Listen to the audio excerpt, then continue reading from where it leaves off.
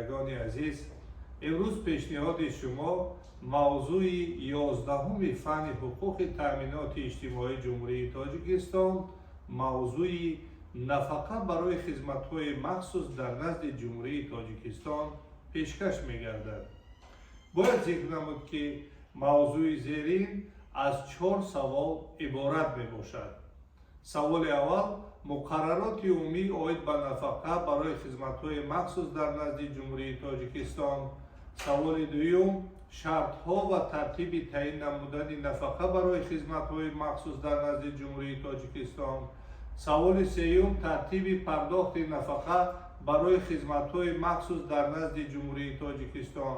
و سوال چهارم باشد امتیازها برای شخصانی که نفقه برای خدمت‌های مخصوص در نزد جمهوری تاجیکستان برای آنها پیشنهاد شده است. برای آموزش موضوع مذکور باید ذکر نمود که نامگوی 5 ادبیات پیشکش شما می‌گردد و این ادبیات می‌تواند برای اضافاً آموختن موضوع امروزه لکسیونی کمک نماید و می‌گذاریم به بررسی سوال اولی موضوع امروزه ما، یعنی مقررات عمومی عاید به نفقه برای خدمت‌های مخصوص در نزد جمهوری تاجیکستان. تامین نفقه برای خدمت‌های مخصوص در نظام تامینات نفقه دولتی موقع علیحده را اشغال می‌کند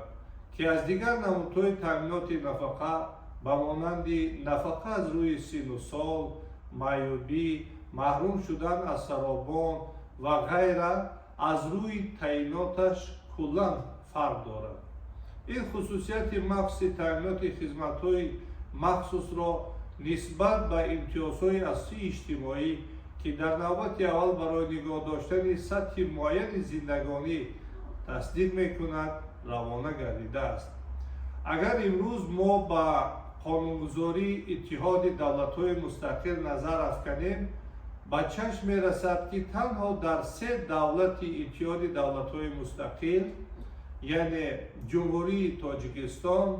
جمهوری بلاروس و جمهوری اوکراین، نفقه برای خدمت‌های مخصوص در نزد دولت همچون یک نمود تامینات نفقه مقرر گردیده است. سندهای مخصوص معیاری حقوقی این دولت‌ها نامگوی کاتگوری شهروندان را که برای خدمت‌های مخصوص در نزد دولت به گرفتن نفقه حقوق دارند در بر گرفته شرط‌ها، ترتیب تعیین و دادن چنین نفقه‌ها را معین می‌کنند.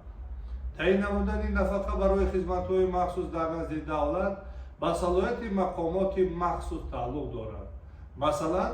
طبق ماده 4 قانون جمهوری بلاروس از 7 اپریل سال 1992 درباره تامینات نفقه، اینچنین طبق قرار شورای وزیران جمهوری بلاروس از 30 مارس سال 93 درباره تصدیق نظامنامه درباره نفقه برای خدمت‌های مخصوص در نزد جمهوری بلاروس، نفقه برای خدمت‌های مخصوص در نزد جمهوری تعیین کرده می‌شود.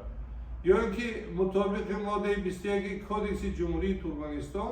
درباره حفظ اجتماعی اهالی به شهروندان ترکمنستان در برابر تعیین کردن یکی از نمودهای نفقه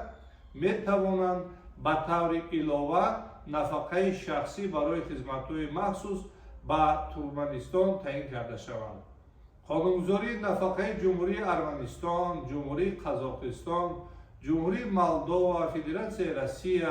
جمهوری ازبکستان تعیین نفقه ها را برای خدمت‌های مخصوص در نزد دولت پیش بینی نمی‌کنند. در برابر این باید قید کرد که قانونگذاری فدراسیون روسیه دستگیری هر ماهه علاوگی مادی شهروندان فدراسیون روسیه را برای دستاوردهای برجسته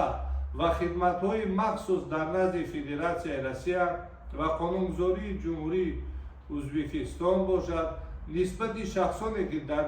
نزد جمهوری ازبکستان خدمت‌های مخصوص دارند زیاد کردن نفقه ها را پیش بینی می‌کند. یعنی امروز از تحلیل قانونگذاری دولت‌های اتحاد دولت‌های مستقل معلوم می‌گردد که عموما در این دولت‌ها 2 مناسبت جای دارد. یکی ҳамчун намуди нафақаи хизмати махсус дар қонунгузорӣ дарҷ кардани ин гуна нафақа ва дар баробари дуюм гурӯҳ бошад ё раванд дар қонунгузорӣ ҷой додани иловаҳо ба нафақаҳои ҷойдошта мебошад ва хушбахтона дар ҷумҳурии Тоҷикистон нафақа барои хизматҳои махсус дар назди ҷумҳурии Тоҷикистон ҳамчун як намуди мустақили нафақа ё низоми таъминоти нафақавӣ муқаррар шудааст ва нафақа барои хизматҳои махсус дар назди давлат ки қонунгузории давлатҳои иштироккунандаи иттиҳоди давлатҳои мустақил муқаррар гардааст як намуди таъминоти нафақа буда мувофиқи моддаи 1 созишномаи иттиҳоди давлатҳои мустақил аз 13 марти соли 1992 таъмин намудани ин нафақа ба шаҳрвандони давлатҳои аъзои иттиҳоди давлатҳои мустақил тибқи қонунгузории давлате ки онҳо дар қаламрави он зиндагӣ мекунанд амалӣ карда мешавад. дар баробари ин қисми 1 моддаи 7 созишнома муқаррар менамояд ки ҳангоми муҳоҷир кардани нафақагир дар ҳудуди давлати иштирокчии созишнома пардохти нафақа дар ҷои истиқомати пештара қатъ мешавад агар нафақаи ҳамон намуд ки қонунгузории давлати ҷои нави истиқомати нафақахӯр пешбинӣ накарда бошад. аз ин бармеяд ки дар он давлатҳои иттиҳоди давлатҳои мустақил ки нафақа барои хизматҳои махсус дар назди давлат ҳамчун намуди мустақили нафақа ҷой дорад дар он давлатҳо ин гуна нафақа татбиқ мешавад ва нафақахӯре ки аз ҳудуди ин давлат берун мераваду дар давлате қарор мегирад ҷои иқомати доимӣ муқаррар мекунад ки дар он ҷо чунин намуди нафақа ҷой надорад пас аз ин намуди нафақа маҳрум гардида ба нафақаи умумӣ таъмин мегардад ва агар имрӯз адабиётҳои илмиро мову шумо таҳлил намоем он ҳолат ба чашм мерасад ки дар фарқият аз намудҳои аслии таъминоти иҷтимоӣ ки ба рафъи ҳолатҳои норусоиди зиндагӣ нигаронида шуданд нафақа барои хизматҳои махсус шакли иловагии таъминоти иҷтимоӣ мебошад ва аз ҷониби давлат бо мақсади мукофотонидани шаҳрвандони фидокор ки дар соҳаҳои гуногуни хизмат ба давлат махсусан хидмат намуданд муқаррар карда мешавад. давлат сиёсатмадорон, ходимони давлатӣ, олимон, варзишгарон ва намояндагони зиёии созандаро ҳавасманд намуда вазифаи муҳими сиёсӣ роҳандозии муколамаи созанда бо ҷомеаи шаҳрвандӣ ва ба ин васила дастгирии боэътимоди ҳокимият инчунин ҳавасмандгардонии рушди нерӯҳои мусбатро ҳал менамояд ва агар имрӯз рӯ орем ба қонунгузории ҷумҳурии Тоҷикистон махсус қарори ҳукумати ҷумҳурии Тоҷикистон аз 30 июни соли 2007 таҳти рақами 353 дар бораи масъалаҳои таъин намудани нафақа барои хизматҳои махсус дар назди ҷумҳурии Тоҷикистон қабул шудааст ки ин намуди нафақаро яъне нафақа барои хизматҳои махсус дар назди ҷумҳурии Тоҷикистонро пешбинӣ менамояд ва мувофиқи қарори зикршуда шахсони зерин ҳуқуқ доранд барои гирифтани ин намуди нафақа муроҷиат кунанд ва нисбати онҳо чунин намуди нафақа таъин карда шавад. аввалан ба хизматчиёни давлатии сиёсӣ ва хизматчиёни давлатии маъмурӣ ки дар соҳаи фаъолияти давлатӣ хизматҳои бузург ва собиқаи бефосилаи кор дар хизмати давлатӣ барои мардон 20 сол барои занон 15 сол дошта бошад ва ба мукофоти давлатӣ дар шакли орден, медал ё унвони фахрӣ сарфароз гардонида шуда бошанд. дуюм категорияи шахсон ба дорандагони мукофоти олӣ унвони қаҳрамони Тоҷикистон, сеюм ба дорандагони орденҳои ситораи президенти ҷумҳурии Тоҷикистон Заринтоҷ Исмоили Сомонӣ, чорум ба дорандагони як дараҷаи орденҳои дар боло зикршуда инчунин ордени дӯстӣ, спитамен, шараф ва яке аз медалҳои хизмати шоиста, ҷасорат, шавқат ва марзбони шуҷои Тоҷикистон. инчунин категорияи дигар онҳое мебошанд ки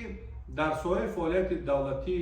хоҷагӣ ва ҷамъиятӣ дар соҳаи илм, техника, адабиёт, санъат ва варзиш хизматҳои бузург дошта,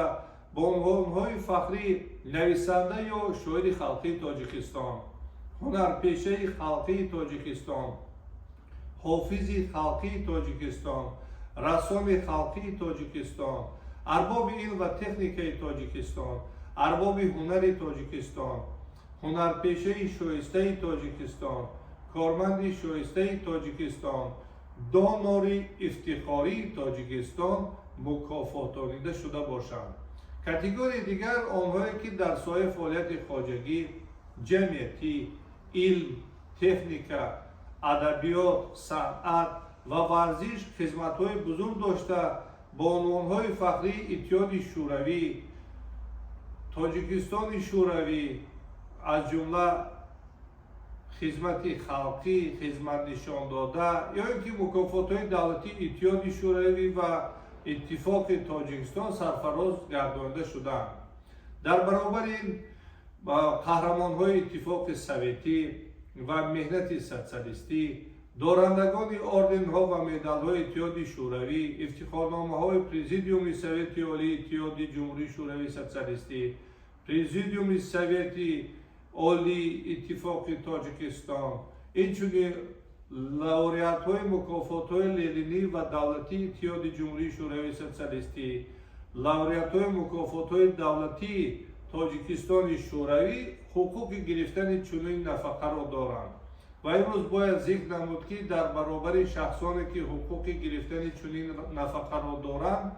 иштирокчиёни ҷанги бузурги ватанӣ ва шахсони ба онҳо баробар карда шуда ки ба орден ва медалҳо барои корнамоиҳои ҷангӣ ва меҳнатӣ мукофотонида шуданд, дохил карда мешаванд.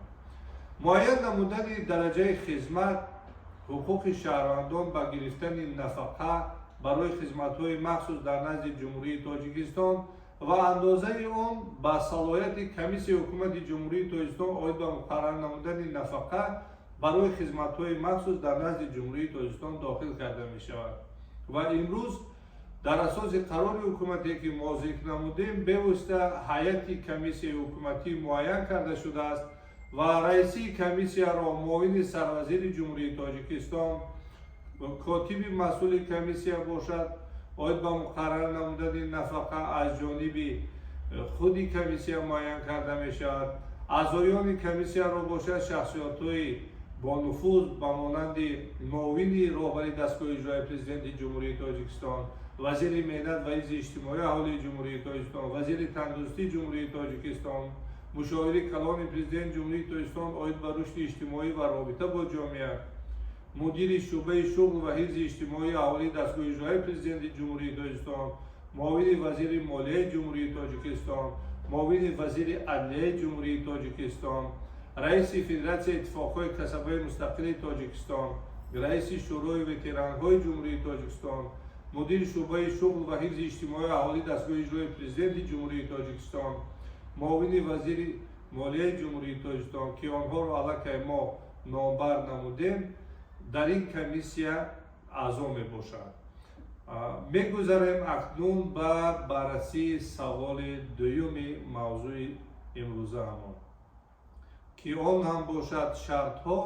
ва тартиби таъин намудани нафақа барои хизматҳои махсус дар назди Ҷумҳурии Тоҷикистон мебошад. нафақа барои хизматҳои махсус дар назди Ҷумҳурии Тоҷикистон барои мардон аз синни 63 солагӣ ва барои занҳо аз синни 58 солагӣ ё дар ҳолатҳои дигаре ки мувофиқ қонунгузории нафақавӣ нафақа таъин карда шудааст муқаррар карда мешавад. шахсоне ки дар як вақт барои гирифтани нафақа барои хизматҳои махсус ва иловапулиҳо ба нафақаи таъин гардида аз рӯи мукофотҳои давлатӣ ҳуқуқ доранд, яке аз онҳоро интихоб менамоянд. андозаи нафақа вобаста ба хизматҳои шахс ва дараҷаи аз даст додани қобилияти кориаш аз ҷониби комиссия метавонад аз 3 то 6 нишондиҳанда барои ҳисобҳо бо нигоҳ доштани иловапулиҳо ва баландшавии нафақаҳо ки мувофиқ қонунгузорӣ таъин карда шудааст зиёд карда шаванд. дархостҳо дар бораи муқаррар намудани нафақа барои хизматҳои махсус дар назди ҷумҳурии тоҷикистон аз тарафи раисони вилояти мухтори кӯҳистони бадахшон, вилоятҳо, шаҳри душанбе, шаҳрҳо ва ноҳияҳо, роҳбарони вазоратҳо, кумитаҳои давлатӣ ва идораҳо, мақомоти идораи ҷумҳурӣ, академияи илмҳои ҷумҳурии тоҷикистон, федератсияи иттифоқҳои касабаи мустақили тоҷикистон, иттифоқи эҷодии тоҷикистон ва шӯрои ветеранҳои ҷумҳурии тоҷикистон пешниҳод карда мешаванд. бояд зикр намуд ки бо дархост бояд ҳуҷҷатҳои зерин низ замима карда шаванд. аввалан нусхаи аслии ҳуҷҷати тасдиқкунандаи хизматҳои махсуси шахсе ки барои ӯ нафақа таъин карда мешавад, варақаи шахсии ба ҳисобгирии кадҳо ки ташкилоти дархосткунанда тасдиқ кардааст ва тарҷумаи ҳоли ин шахс, нусхаи дафтарчаи меҳнатӣ, маълумотнома дар бораи музди меҳнат, маълумотнома дар бораи андозаи нафақаи меҳнатӣ аз рӯи синну сол ба монанди маъюбӣ барои хизмати дарозмуддат ки шахси мазкур мегирад ё ҳуқуқи гирифтан дорад, бо нишон додани андозаи музди меҳнате ки аз рӯи он нафақа ҳисоб карда шудааст. дигар ҳуҷҷат бошад маълумотнома аз ҷои иstiqomat бо нишон додани нонхӯрон ё ин ки маълумотномаи хидмати давлатии ташхиси тиббию иҷтимоӣ дар бораи маъюбӣ барои шахсе ки аз рӯи маъюбӣ ба нафақа баромадааст ва охирон 2 дона сурати андозаи 3/4. дархост оид ба таъин намудани нафақа барои хизматҳои махсус дар назди ҷумҳурии тоҷикистон аз тарафи комиссия дар муддати на камтар аз 3 моҳ пас аз рӯзи расидани ҳамаи ҳуҷҷатҳои зарурӣ баррасӣ мегардад ва қарори комиссия дар бораи таъин намудани нафақа ё рад гардидани таъини он ниҳоӣ буда на дертар аз 10 рӯз пас аз қабулаш ба маълумоти ташкилоте ки дархост пешниҳод кардааст расонида мешавад. дар сурати ба даст омадани маълумоти нав дар бораи хизматҳои шахсе ки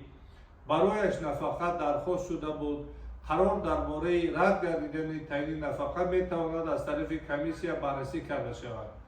қарорҳои комиссия дар бораи таъин ва зиёд намудани нафақа барои хизматҳои махсус дар назди ҷумҳурии тоҷикистон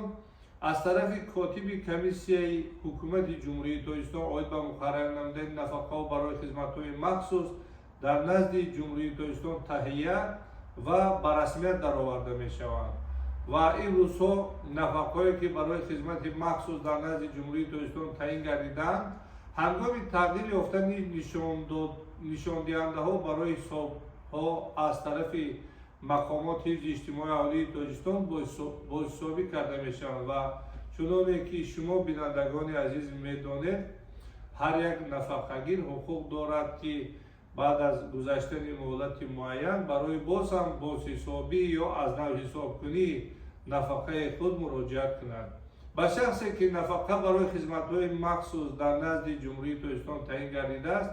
вазорати меҳнат ва ҳифзи иҷтимоии аҳолии ҷумҳурии тоҷикистон шаҳодатномаи нафақа медиҳад ва дар қонунгузорӣ имрӯз бевосита муқаррароти маҳрумкунӣ низ пешбинӣ шудааст. аз ҷумла маҳрумкунии нафақахӯр аз нафақа барои хизматҳои махсус дар назди ҷумҳурии тоҷикистон дар ҳолати содир намудани ҷиноят ё дидаву дониста пешниҳод кардани маълумоти нодуруст ки дар асоси онҳо нафақа таъин гардидааст метавонад бо қарори мақомоте ки ин нафақаро таъин намуда буд, яъне комиссияи босалоят, сурат гирад. акнун бинандагони азиз, шунавандагони азиз, мегузарем ба баррасии саволи сеюми мавзӯи имрӯза, яъне тартиби пардохти нафақа барои хизматҳои махсус дар назди ҷумҳурии тоҷикистон. нафақа барои хизматҳои махсус дар назди ҷумҳурии тоҷикистон ба нафақахӯроне ки кор мекунанд сарфи назар аз андозаи маош, яъне даромад ки мегиранд, пурра пардохт карда мешавад. дар сурати вафоти шахсе ки барои хизматҳои махсус дар назди ҷумҳурии тоҷикистон нафақа мегиранд, ба оилаи онҳо ки камбизоат мебошанд тибқи тартиб муқаррарнамудаи қонунгузории ҷумҳурии тоҷикистон кӯмакпулӣ барои дафн дода мешавад. агар нафақахӯрро шахсони аъзои оилаӯ набуда дафн карда бошанд, кӯмакпулии мазкур ба онҳо дода мешавад. маблағҳои ҳисоб кардашудаи нафақа барои хизматҳои махсус дар назди ҷумҳурии тоҷикистон که نفقه‌خوران به این یا اون سبب در وقتش نگرفتند برای دوره نه بیشتر از 3 سال پیش از مراجعت نمودن برای گرفتن آن پرداخت کرده می شود. مبلغ‌های این نفقه که نفقه‌خوران در وقتش با گناه مقامات وکالتدار دولتی عاید به تامینات نفقه نگرفتند برای دوره گذشته به محدود نمودن مهلت پرداخت کرده می شود. به شخصانی که نفقه برای خدمت‌های مخصوص در نزد جمهوری تاجیکستان میگیرند و در خانه اینترنت ها، پانسیونات ها، مرکزهای حدودی برای پیرانسالان و معیبان زندگی میکنند، فرق بین نفقه تعیین گردیده و ارزش نگهداری در خانه اینترنت ولی نه کمتر از 25% نفقه برای خدمت‌های مخصوص در نزد جمهوری تاجیکستان پرداخت کرده می شود. اگر در تامینات نفقه‌خوری در خانه اینترنت برای پیرانسالان و معیوبان استقامت کننده اعضای کارناشایم عائله باشد، برای هر یک اعضای عائله 25%، 33%، 3 و یا زیاده از آن 50% نفقه مقرر گردیده داده می شود. در این مورد مبلغ در بین آنها برابر تقسیم می گردد. قسم باقی مانده نفقه غیر از نگاه داشتن ارزش نگاهبین در خانه اینترنت ولی نه کمتر از 25% نفقه مقرر گردیده به خود نفقه خور داده می شود. با گیرنده نفقه برای خدمت‌های مخصوص در نزد جمهوری تاجیکستان در صورت به خارجه برای استقامت دائمی رفتن نفقه 6 ماه آن پیشکی پرداخت می گردد. اکنون تماشابینان عزیز،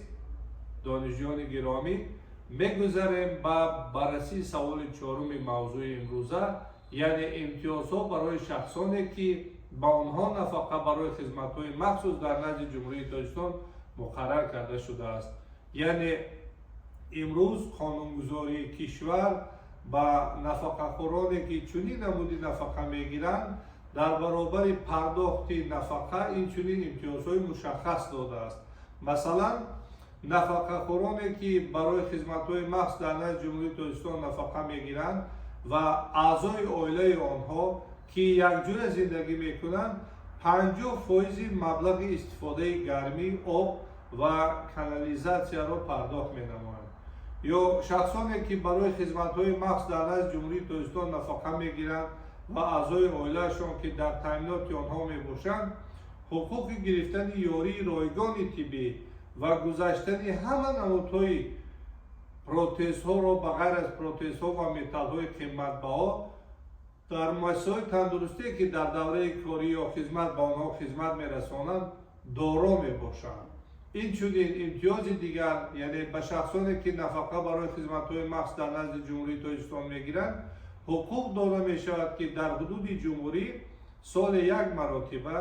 در نقلیات راه آهن، در ناحیه‌هایی که نقلیات راه آهن ندارند در نقلیات هوایی و اینچنین در حدود ناحیه مأموری به طور دائمی در نقلیات اتومبیلی به مانند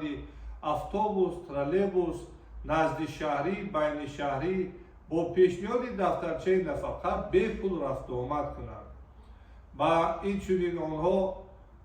عموما شخصانی که نفقه میگیرند در 2 سال 1 مرتبه در اساس خلاصه مؤسسه طبابتی با ساناتوریا و استراحتگاه‌های جمهوری تاجیکستان راحت‌های به پول داده می شود. با خواهش نفقه‌خور به عوض راحت به او به اندازه 20 نشان دهنده برای حساب‌ها کمک داده می شود. یعنی نفرانی هستند که خواهش استفاده بردن از راحت‌های ساناتوریا را ندارند، بتوانند 20 نشان دهنده برای حساب‌ها بر عوض او کمک پولی گیرند. حجت تصدیق کننده حقوقی گرفتن نفقه برای خدمت‌های مخصوص در نزد جمهوری تاجیکستان و استفاده امتیازهای مقررنده شهادتنامه استفاده مقرر شده به واسطه شهادتنامه نفقه می باشد. تمام خراجات پرداخت نفقه ها برای خدمت‌های مخصوص در نزد جمهوری تاجیکستان که در قسم مبلغ‌ها از اندازه نفقه از روی سن و سال، از روی معیوبی برای خدمت دراز مدت زیاد بوده و دادن امتیازهای حساب مبلغ‌های بودجه جمهوری صورت می‌گیرد. یعنی امروز معلوم می‌گردد که جمهوری تاجیکستان برای تأمینات اجتماعی شهروندان خود чораҳои дахлдор меандешад ва дар низоми таъминоти нафақавии худ намуди алоҳидаи нафақа барои хизматҳои махсус дар назди ҷумҳурии Тоҷикистонро муқаррар кардааст. бинандагони азиз, мавзӯи 11-уми дарсиро аз фанни ҳуқуқи таъминоти иҷтимоӣ ки фарогири 4 савол мебошад мо баррасӣ намудем. хайр, то мавзӯъҳои дигар аз фанни ҳуқуқи таъминоти иҷтимоӣ саломату сарбаланд бошед.